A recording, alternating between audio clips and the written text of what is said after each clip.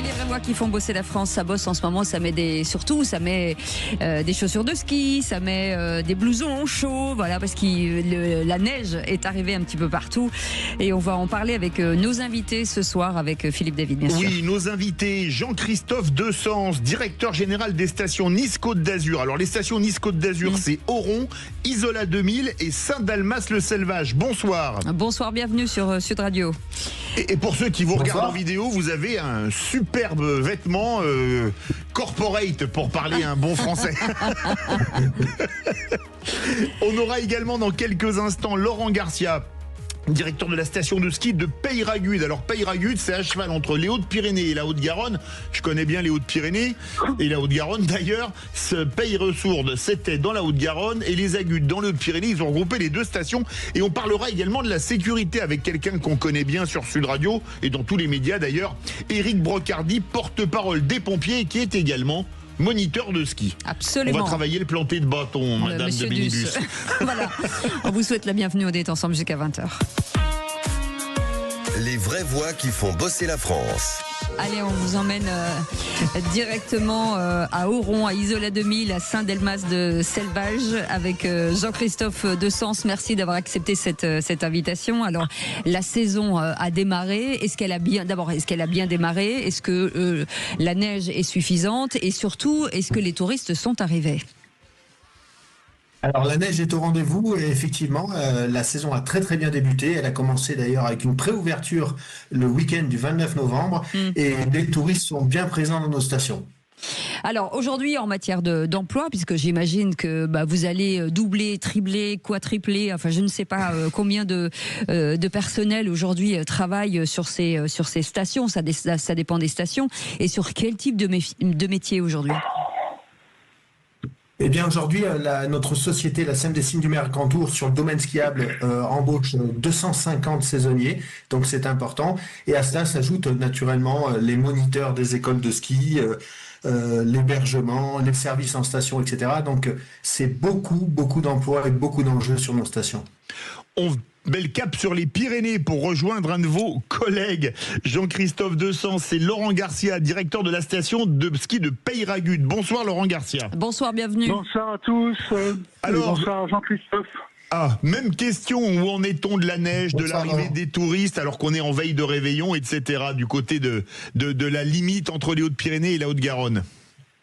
Mais de notre côté aussi, il y a des vacanciers qui sont bien présents avec une très bonne qualité de neige à la faveur des dernières chutes ces dernières 48 heures. Beaucoup de neige de production qui conforte l'offre de ski. Donc la glisse est bien au rendez-vous, les visiteurs aussi. Et puis les salariés bien ravis d'attaquer cette nouvelle saison qui a commencé pour nous le 6 décembre dernier. C'est combien de salariés à Peyragudes? Là, sur le décembre, on est 180 personnes pour le domaine skiable. Ah oui, et s'ajoute, comme le disait là Jean-Christophe, s'ajoutent les loueurs de ski, les moniteurs. On a à peu près 600 personnes à travailler uniquement sur l'accueil touristique des skieurs. Alors voilà, vous parliez justement de moniteurs de ski. Éric Brocardi est avec nous, vous le connaissez bien, c'est le porte-parole des pompiers. Bonsoir Éric Brocardi. Vous êtes à la base pompier, aujourd'hui vous êtes aussi moniteur de ski. Il y a l'importance aussi en haute montagne de la sécurité, ce qui est important. C'est extrêmement important et vous savez que lorsqu'il y a des périodes à haut risque comme les sports d'hiver évidemment, il faut renforcer les casernes de proximité. Que ce soit à Saint-Étienne-en-Dévoluy, que ce soit à Isola 2000, que ce soit à Oron, que ce soit dans les stations des Pyrénées. C'est toutes des stations qui aujourd'hui font le nécessaire pour essayer de renforcer leur effectif avec justement cette particularité que des sapeurs-pompiers d'autres départements vont venir renforcer pendant le temps d'une saison ces effectifs-là pour pouvoir au moins assurer des ambulances ou des fourgons pompe-tonnes pour éteindre des incendies liés malheureusement soit à des cheminées, soit à ce genre de situation que l'on peut rencontrer lors des accidents domestiques en période hivernale. C'est toujours intéressant, Éric Brocardi, de répéter systématiquement les mêmes choses sur les dangers forcément de la montagne. Si effectivement on suit les règles, il y a très peu de dangers, mais c'est toujours important de les rappeler. Exactement, ouais. Exactement, il faut les rappeler. C'est vrai qu'il faut voir quand même la montagne avec du plaisir, avec du loisir, avec aussi du jeu. C'est des instants de sourire C'est des instants de bien-être, c'est des instants de relâche pour les familles et surtout pour les enfants qui, on espère, cette année remporteront leur première étoile. Et le sujet aussi, c'est effectivement de toujours rester vraiment cantonné sur les pistes, et c'est à ça aussi que vos autres invités vont pas me contredire, que dès lors qu'on va tout simplement respecter les consignes et de regarder tous les matins le bulletin d'avalanche, de s'informer justement sur les conditions météo, d'être extrêmement vigilant sur le sujet météorologique, des fermetures des pistes pour pouvoir anticiper le retour en station. Et puis aussi, prenez le réflexe dès le départ de connaître le numéro des services de secours des pistes pour pouvoir à tout instant et à tout moment soit aider une personne qui est en difficulté, soit tout simplement de se sortir d'une difficulté. Donc ce sont des actions réflexes que l'on doit avoir. Mais effectivement, on espère pour toutes et pour tous que tous les pratiquants de ski pourront passer un hiver en toute sécurité. Et c'est à cela aussi que la force de secours est là. Mettez des casques, voilà, oui, ça c'est clair. Très important. Jean-Christophe Dessens, les salariés qui travaillent alors à Oron, à Isola, à Saint-Dalmas-de-Selvage, c'est des locaux à combien de pourcents? Et sinon vous allez chercher les gens ailleurs? Alors les moniteurs de ski, souvent c'est des locaux parce qu'ils sont nés avec des skis aux pieds pratiquement. Ouais, dès qu'ils ont su marcher, ils avaient des skis, des spatules au bout des pieds. Comment est-ce que vous recrutez? Uniquement local ou à quel pourcent? Alors on a beaucoup effectivement de saisonniers qui sont des locaux, mais on a aussi des saisonniers de toute la France en réalité, parce qu'on cherche aussi des qualifications bien précises. Je pense aux pisteurs secouristes, aux techniciens.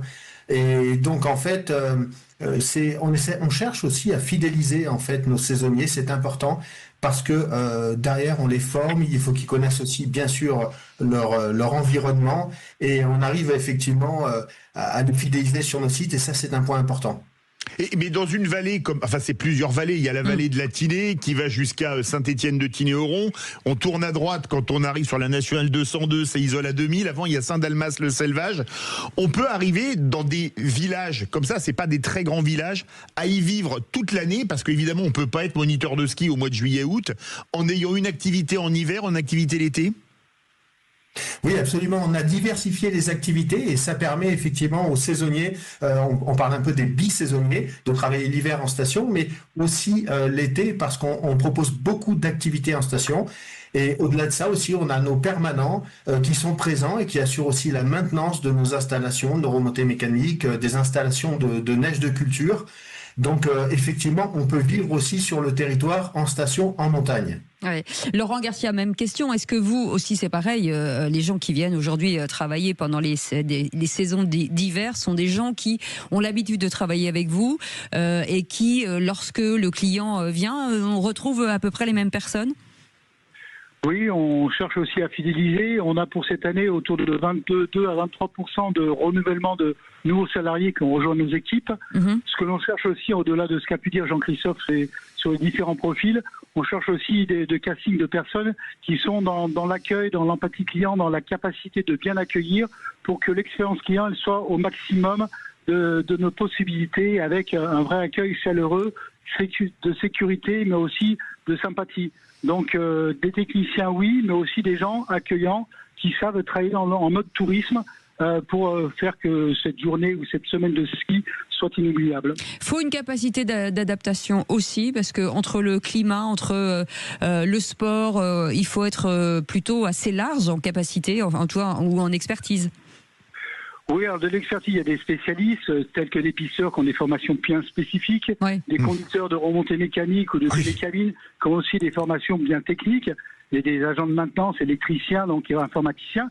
Mais on a aussi des gens qui sont à l'accueil, en personnel d'accueil, de billetterie, de parking, d'animation, qui ont des profils différents, qui ne vont pas forcément se déplacer sportivement sur le domaine skiable, mais qui sont très importants dans la capacité de l'association à accueillir du mieux possible les visiteurs d'un jour ou d'une semaine. Et Éric Brocardi, vous qui êtes moniteur de ski, alors, outre le fait que vous soyez officier des pompiers, comment est-ce qu'on devient moniteur de ski? C'est une formation sur combien de temps?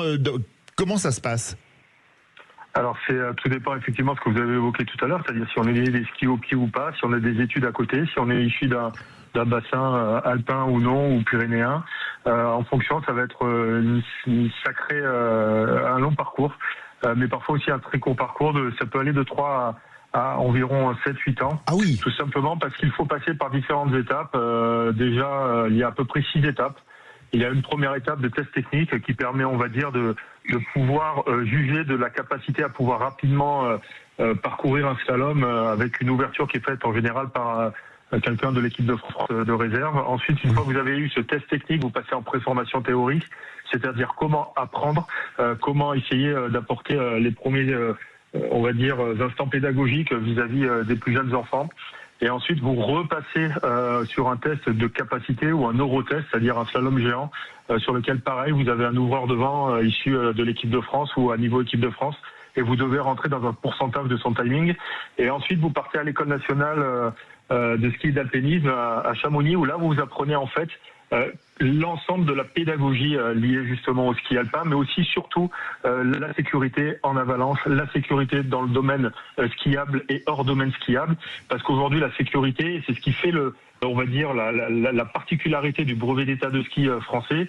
C'est toute cette accoutumance et toute cette connaissance du milieu alpin qui fait qu'aujourd'hui le moniteur de ski de l'école de ski français et des autres écoles de ski est très reconnu au niveau européen et qui est particulièrement défendu de par son brevet d'état et de par son statut au travers de l'Europe, parce que nous sommes quelque part les sachants, nous sommes les garants de la sécurité et nous devons transmettre les meilleurs conseils, les meilleurs atouts pédagogiques pour pouvoir permettre de vivre une véritable progression sur la neige, parce qu'il n'y a rien de plus beau et rien de plus magnifique à la fois de glisser, mais aussi de voir glisser ses plus proches enfants.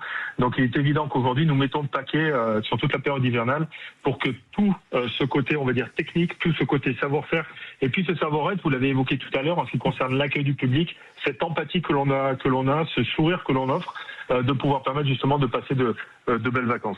Jean-Christophe Dessens et Laurent Garcia, dans l'ordre les Alpes et ensuite les Pyrénées, quand on entend tout ce qu'il faut faire pour être moniteur de ski, vous n'avez pas de problème pour les recruter, parce que c'est littéralement la fac de médecine, quoi. C'est un métier passionnant. Vous avez la chance de pouvoir travailler en montagne. C'est une chance inouïe aujourd'hui, et il y a beaucoup de profils de montagnards sportifs qui sont des passionnés. Donc maintenant, ils sont présents sur les stations, et heureusement, parce qu'on en a besoin effectivement pour l'initiation, l'encadrement, c'est capital. Laurent Garcia. Pour les Pyrénées, on travaille main dans la main avec la profession des moniteurs de ski, leur syndicat national. Oui. À titre personnel, je vais vous citer mon exemple, puisque moi j'ai grandi à Lyon, j'ai connu le ski scolaire pas loin des montagnes et des Alpes. J'ai passé le moniteur de ski, effectivement, comme je n'étais pas né sur des spatules, il m'a fallu 6 ans. Et c'est curieux parce que j'avais commencé la fac de médecine, puis j'ai dit non, c'est pas ça que je fais. Oui, j'ai pas fait exprès. Voilà. Et donc je suis devenu moniteur de ski, diplômé entraîneur. J'ai passé en monitorat de voile, donc j'ai vécu un peu un pied dans la montagne, un peu dans la mer. Et puis dans un retour sur les planches, marketing, MBA, et je suis travaillé aujourd'hui comme directeur d'une société de remontée mécanique. Donc voilà, ça conduit à tout, et la passion du sport, la passion de la montagne, je crois que c'est ce qui nous anime tous, moniteurs, encadrants, commerçants, et bien entendu tous les employés des remontées mécaniques qui sont ravis d'attendre de pied ferme les vacanciers pour les vacances qui commencent déjà. Éric Brocardi voulait ajouter un mot, et c'est pas sur le vin chaud. Non, c'est pas sur le vin chaud, mais c'est simplement pour vous expliquer que c'est vrai que lorsqu'on arrive dans la montagne, on dit souvent, c'est peut-être parfois un milieu hostile, mais c'est surtout un milieu très accueillant. C'est aussi un milieu de passionnés et qui essaie de transmettre justement le respect de l'environnement, le respect de la passion justement pour la montagne et de toutes ses activités. C'est vrai que lorsque on écoute les uns les autres, notamment sur tout ce qui est partie Provence-Alpes-Côte d'Azur, on est sur ce système en fait de faire appel à des saisonniers, que ce soit pour la montagne pendant l'hiver ou pendant l'été lors des surveillants de baignade. Et aujourd'hui, l'atout sportif dans le milieu français, dans le milieu scolaire français, doit être renforcé. Le soufflet des Jeux Olympiques est tombé trop tôt. On espère qu'avec les Jeux Olympiques de 2030 dans les Alpes françaises, cela va permettre justement de continuer à essayer de renforcer cette acculturation au domaine skiable, cette acculturation au domaine de l'environnement, et comment le monde sportif peut encore mieux s'approprier à la fois l'aspect pédagogique, l'aspect respect environnemental et surtout l'aspect de l'éducation du citoyen, justement pour permettre de mieux se développer et d'essayer d'acquérir des compétences supplémentaires. Vous les avez évoquées tout à l'heure. Ce sont des compétences en remontée mécanique, ce sont des compétences en secourisme, en moniteur de ski, en surveillant de baignade, comme on l'a évoqué tout à l'heure. Mais aujourd'hui, la montagne, elle offre tellement de panels que nous avons besoin justement de toute cette force physique, de toute cette force et tout ce panel, on va dire, de compétences et d'atouts que l'on va essayer de chercher justement dans les brevets d'état de sport. En tout cas, c'est hyper enrichissant d'écouter vos témoignages passionnés ou passionnants tous les trois. On fait une petite pause. Ne bougez pas, le planté du bâton, monsieur Duss, et on revient dans un instant. À tout de suite. Sud Radio. Sud Radio. Parlons vrai. Parlons vrai. Sud Radio. Parlons vrai. Les vraies voix qui font bosser la France. Retour des vraies voix qui font bosser la France avec un petit côté Noël, parce que ça sent la neige, c'est Noël demain soir. Vous savez que les Noëls à la montagne, c'est quand même magique. Ah, c'est magique, c'est magique. Ça, je vous le dis. Jean-Christophe Dessens est avec nous, directeur général des stations Nice, Côte d'Azur, Oron, Isola 2000, Saint-Dalmas de Selvage. Et puis, Laurent Garcia est avec nous, directeur des stations de ski. Vous l'avez entendu beaucoup à Sud Radio, parce qu'on vous a offert pas mal de cadeaux à Peyragudes, dans les Hautes-Pyrénées et Haute-Garonne. Et Eric Brocardi, que vous connaissez bien, porte-parole des pompiers, mais qui est aussi moniteur de ski. La vie, souvent, des saisonniers, on dit qu'elle est particulière, mais il y a quand même quelque chose de familial qui fait que on adore finalement cette façon de vivre à la montagne l'hiver, à la mer l'été, et il y a une espèce de cohésion, quelque chose. Et tous ceux qui se posent la question en disant est-ce qu'on peut faire ce métier, mais c'est un métier hyper enrichissant, Jean-Christophe Dessens. Et vous, en plus, il y a marqué Nice, hein, donc là, c'est la mer. Pour le coup. C'est écrit dessus. On a la chance, effectivement, on a la mer, on a la montagne, mais non, nos saisonniers, en fait, c'est un choix de vie, effectivement, de pouvoir profiter de la mer, peut-être en saison d'été, de la montagne en hiver, et puis tout ce qu'on peut trouver, les bienfaits de la montagne, la chaleur qu'on peut y trouver, l'aspect festif. C'est tout à fait formidable. On a un bureau tout à fait exceptionnel, hein. Et donc je pense que c'est véritablement un choix de vie aujourd'hui, et ce qui est important pour nous, c'est de pouvoir les accompagner au mieux. Le frein, c'est le logement en station, donc il faut qu'on soit en capacité de leur donner un logement. Il y a les problématiques aussi de transport, pour cela on met en place des navettes, et puis on est bienveillant aussi avec nos saisonniers, on les équipe, on les forme, et c'est capital. On a besoin, c'est une richesse, ce capital humain qu'on a dans la branche. Mais il y a aussi... Allez-y. Laurent Garcia, est-ce que c'est propice à la reconversion ? Moi, j'adore la reconversion. Est-ce que finalement, quand on est allé dans le même bureau pendant des années, on peut, à 35, 40, 45, se dire je vais devenir saisonnier ? Est-ce que ça vous arrive souvent ? Je vais vous dire, elle rêve de se débarrasser, moi, dans les vraies voies. Elle a entendu que c'était trop dur pour devenir moniteur de ski en écoutant Eric Brocardi. Elle veut dire, il n'y a pas un poste de barman du côté de Peyragudes. On va s'en parler en rentrée. Mais en tout cas... Je vais prendre un exemple très précis, parce que justement, on a aussi des entreprises qui offrent des opportunités de trajectoire et de reconversion. J'ai actuellement dans mes équipes, et je suis là ce soir sur un événement qu'il a organisé sur un de nos points de démarrage d'une télécabine qui est ouvert jusqu'à 20h ce soir, parce qu'il y a le marché de Noël d'un côté, il y a les feux d'artifice, il y a la descente au flambeau au sommet de la télécabine, et entre les deux, il m'a dit, moi je te propose une soirée et on va faire un petit after-ski. Et d'où vient ce gars-là ? Il s'appelle Vincent. Il a été chez un de nos fournisseurs pendant des années, commercial sur les routes, à vendre des dameuses et des appareils technologiques pour les entreprises de remontée mécanique. Il m'a dit, j'aimerais bien, j'ai 38 ans, je voudrais travailler en station, qu'est-ce que tu me proposes ? Et comme on discutait des fois de modèles comme la Flotte 12, des modèles un peu festifs en station, où on m'avait invité en Andorre, etc. J'ai dit, écoute, moi je te propose, tu viens, j'ai un projet pour toi, et si ça t'inspire, ce sera peut-être le démarrage d'une reconversion. Donc oui, c'est possible. Et on accueille aussi dans nos métiers beaucoup d'alternants, que ce soit pour se préparer à des futurs pisteurs, mais futurs animateurs et des techniciens, des électriciens. Voilà, on a vraiment un terroir propice à la formation professionnelle et à la reconversion, bien évidemment, à tous âges.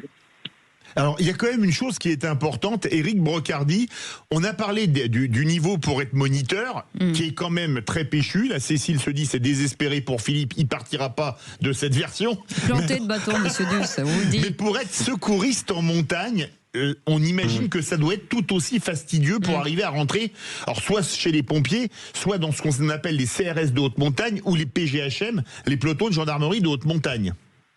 Ce sont toujours des équipes spécialisées qui œuvrent tout au long de l'année justement sur le secours en montagne, que ce soit pour les sapeurs-pompiers, la gendarmerie ou comme vous l'avez évoqué, les CRS. parce que ce n'est pas uniquement en temps de montagne que les spécialistes, on va dire, s'exercent, c'est aussi tout au long de l'année, notamment sur des massifs que l'on connaît très bien comme les Alpes-Maritimes, comme les Pyrénées, où tout au long de l'année, on va faire appel justement à ces spécialistes, que ce soit pour aller récupérer malheureusement des personnes qui ont profité d'une activité outdoor, justement, que ce soit du parapente, que ce soit toute autre activité sportive en plein été. Et forcément, aujourd'hui, ces équipes, elles sont déplacées plus dans un environnement hivernal. Et pour autant, elles n'oublient pas leurs principes de sécurité, de manœuvre, de formation et surtout de complémentarité entre les services de l'État, que ce soit les sapeurs-pompiers, que ce soit la gendarmerie et les CRS. On sait pertinemment aujourd'hui que la montagne est aujourd'hui un sujet de secours à part entière, que ce soit pour les forces de gendarmerie, comme les forces de CRS, comme pour les forces des sapeurs-pompiers. Mais néanmoins, l'intérêt reste au centre et au cœur, ça reste la victime et le concitoyen qui doit toujours être secouru en temps et en heure. Et jusqu'à présent, que ce soit au niveau des sapeurs-pompiers, des policiers, des gendarmes, il n'y a eu aucune remise en question dans leurs compétences. C'est juste aujourd'hui ce niveau de savoir-faire, de savoir-être, qui permet aujourd'hui d'atteindre, on va dire, et de repousser des limites de secours qui sont parfois dantesques. Vous avez tous vu forcément à un moment donné dans votre vie des images d'hélicoptères en train de faire tout simplement un post-patin à fleur de montagne pour pouvoir justement secourir des personnes qui sont coincées dues à un hors-piste, mais aussi dans des situations, on va dire, plus complexes lorsque vous faites des trails ou des runnings en haute montagne, qui prouvent encore une fois que les services de secours à part entière, les services de sécurité sont une force inestimable et surtout dotés d'une compétence que on peut aujourd'hui dire cocorico en la matière dans ce domaine-là, parce qu'au niveau européen, nous sommes tellement reconnus sur ce plan-là que parfois c'est difficile de pouvoir les mettre en exergue. Et merci encore une fois de pouvoir poser cette question pour pouvoir les mettre en avant. Je vais rajouter juste une chose, cher Philippe et cher Cécile, c'est qu'avec Jean-Christophe, et je le prends la main au mot, c'est que pour vous inviter, pourquoi pas, à faire une session de ski sur les massifs justement de la Côte d'Azur, que ce soit Isola 2000 ou que ce soit Oron, et permettre justement de vous montrer un petit peu plus en détail la spécificité du secours en montagne et la spécificité justement des moniteurs de ski, parce qu'aujourd'hui c'est vraiment une qualité vraiment intrinsèque liée on va dire au domaine skiable, lié justement à ces individus qui se donnent à part entière sur le sujet de la sécurité, du secours et surtout sur la transmission du plaisir et du savoir. Alors un petit mot aussi sur les capacités. Je vous laisse répondre, Jean-Christophe Dessens. Pardon. Mais déjà, on vous accueille avec grand plaisir. C'était Laurent Garcia qui voulait répondre, pardon. Pardon, c'était Laurent Garcia, mais on va vous donner aussi la parole. Les Pyrénées parlent en premier, ce coup-là. Non, je disais que la sécurité, ça nous anime tous. Et nous, nos équipes sur le terrain, sont très très vigilantes sur comment on organise la sécurité sur les pistes, parce que il est hors de question de se faire plaisir à secourir les gens suite à un accident, une collision. Donc on est très vigilants. C'est vraiment un point d'honneur que l'on met tous les jours à organiser les traversées de pistes, les croisements, de mettre tous les pisteurs en éveil pour faire de la prévention. Donc c'est l'affaire de tous, et il n'y a pas de séjour réussi si on rentre chez soi blessé. Donc ça fait partie effectivement de la vie sportive. Mais en tout cas, c'est pour nous le gage de succès, c'est que chacun rentre chez soi de façon la plus sereine possible et que ce soit un moment de plaisir. Donc la sécurité, c'est l'affaire des moniteurs, des secouristes. Mais déjà, en amont de tout ça, c'est la prévention. Absolument. Et ça, c'est notre métier en tant que professionnel de l'organisation des domaines skiables. Jean-Christophe Dessens.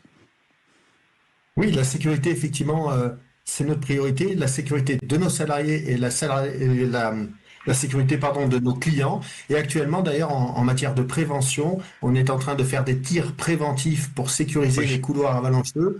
Et c'est capital parce qu'on est en risque 3 d'avalanche. Nos pistes sont parfaitement entretenues, balisées. Et ça, c'est important. La sécurité, c'est au cœur de notre préoccupation. On est le 23 décembre. Est-ce qu'il y a encore des postes à pourvoir dans vos stations, comme vous en avez 3, Jean-Christophe Dessens? Non, sur le domaine skiable, on a embauché tous nos saisonniers, donc on est au complet, on est en ordre de marche pour la saison. Voilà. Et du côté de Peyragudes, Laurent Garcia? Je dirais que si c'est une chance, parce qu'on entend souvent que le réchauffement climatique met les exploitants en difficulté. On a le plaisir d'annoncer aujourd'hui qu'on a aussi embauché tous les saisonniers qui étaient prévus pour l'hiver. Génial. Et que chacun va passer ces 12 à 14 semaines complètes. Donc c'est un vrai succès aussi, et une fierté de pouvoir les employer et de faire ensemble cette belle saison d'hiver qui s'annonce. Et j'en profite pour annoncer, de plus en plus dans les stations aujourd'hui de sport d'hiver, il y a le sport d'été. C'est-à-dire qu'elle s'ouvre sur l'été. Donc ça veut dire que c'est double dose. Voilà, j'ai beaucoup plus d'opportunités de bisaisonniers. Il y en a dans la maintenance technique, mais aujourd'hui, la diversité des activités dont parlait Jean-Christophe tout à l'heure nous a conduit, nous, à Peyragudes, à ouvrir depuis 2019. On a à peu près on a créé 25 à 30 emplois saisonniers en été. Ce qui nous permet d'avoir des gens qui on propose 4 à 5 mois l'hiver.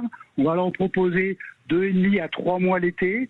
Ça permet de sédentariser des gens dans les baies. Et plus ces activités dites 4 saisons dont on parle de plus en plus, qui sont portées soit par l'exploitant de remontée mécanique, mais aussi par des sous-traitants. Et on accompagne des fois certains saisonniers à s'installer eux-mêmes, ou des activités liées au thermalisme ou aqualudique. Grâce à ça, on a finalement une partie du personnel qui vit le territoire à l'année. Et là aussi, c'est une vraie satisfaction pour l'ensemble des employeurs. Et Jean-Christophe Dessens ?